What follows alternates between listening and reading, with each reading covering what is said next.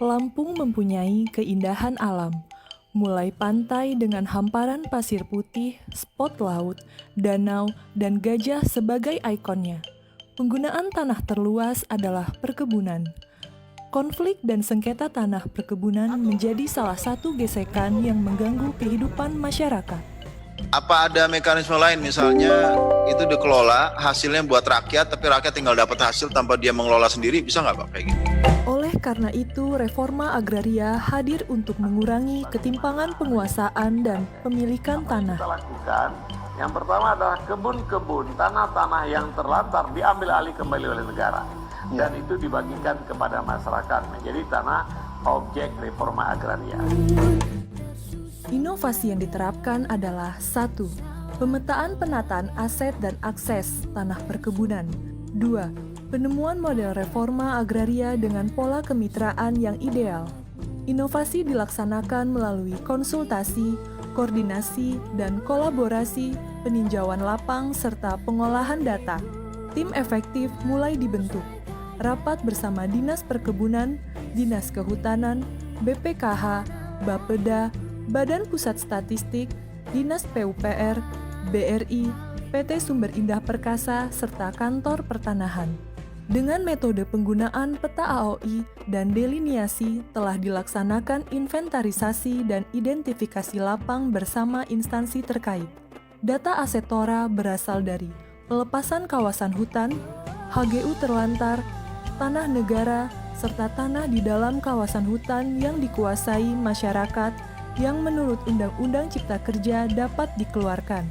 Setelah melalui tahap pengolahan data, diperoleh peta integrasi penataan aset dan akses tanah perkebunan.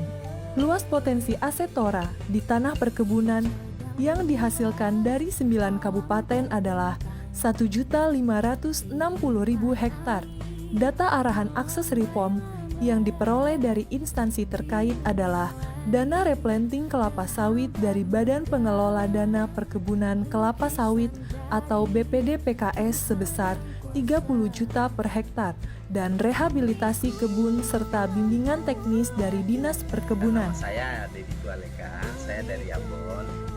Saya di sini sebagai General Manager ya di pabrik kelapa sawit PT Sumber Indah Perkasa. Di sini TBS dari petani plasma itu yang full manage oleh PT SIP itu kita olah di pabrik ini, pabrik Sungai Buaya Mill. Sebagai lokus implementasi inovasi, terpilih PT Sumber Indah Perkasa anak perusahaan dari PT Sinarmas. PT SIP menyerap 2.500 tenaga kerja.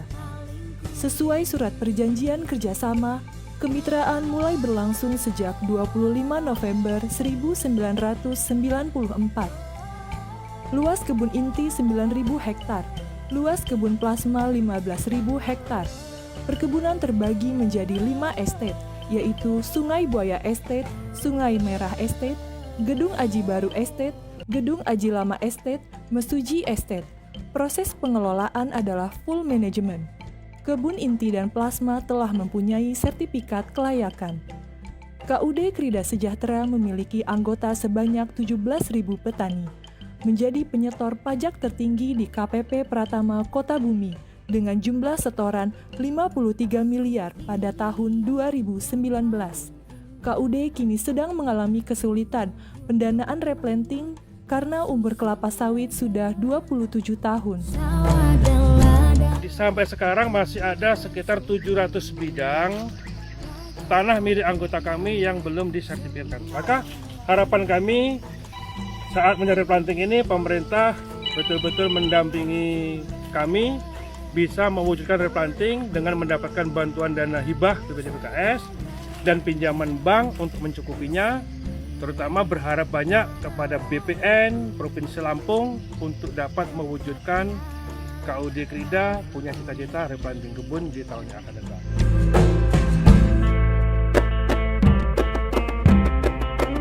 Kami dari Kantor Pertanahan Lampung Timur mendukung aksi perubahan ini. Dengan adanya peta potensi aset, kami tidak kesulitan lagi menentukan desa-desa yang akan menjadi lokasi redistribusi tanah.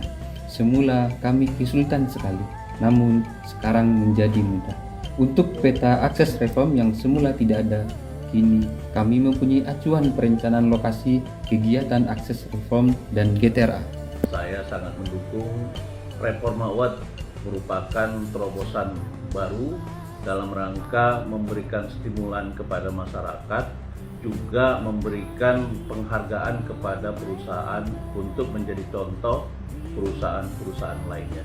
Ingin saya sampaikan apresiasi yang telah melakukan inovasi-inovasi baru di tengah keterbatasan pemerintah melakukan itu. Yang saya masukkan antara lain dengan adanya kerjasama dari PT Sumber Indah Perkasa, sangat intens melakukan kegiatan-kegiatan seperti ini, bagaimana membantu, bagaimana memberdayakan masyarakat, terutama di sekitar kebun yang dikelola. Yang kedua, para pengurus koperasi unit desa Krida Sejahtera sebagai koperasi yang paling transparan. Harapan kami ke depan, semua provinsi akan kami lakukan hal-hal seperti ini.